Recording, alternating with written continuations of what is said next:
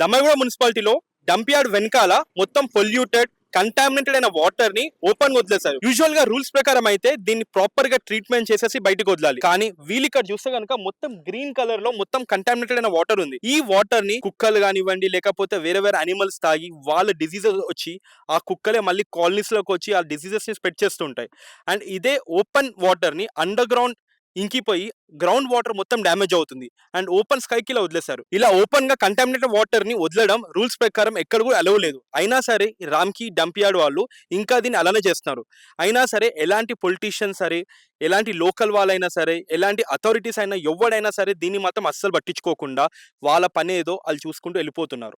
And ఇక్కడ MLA గారు కానివ్వండి, లేకపోతే ఎంపీ గారు కానివ్వండి, లేకపోతే ఇప్పుడు సీఎం రేవంత్ రెడ్డి గారు అయినా సరే ఎప్పుడు వచ్చినా సరే ఇదిగో తీస్తున్నాం అదిగో తీస్తున్నాం అంటారు. కానీ దీన్ని తీసే ఉద్దేశం వాళ్ళకి అస్సలు లేదు. ఇంతకు ముందు 5500 టన్స్ పర్ డే వచ్చే చెత్త ఇప్పుడు 10,000కి ఇంక్రీజ్ చేశారు. అండ్ ఐఐటి బాంబే రిపోర్ట్ ప్రకారం దాన్ని 20,000కు కూడా ఇంక్రీజ్ చేసే కెపాసిటీలో వీళ్ళ ప్లానింగ్ ఉన్నట్టుగా క్లియర్ గా అర్థమవుతుంది.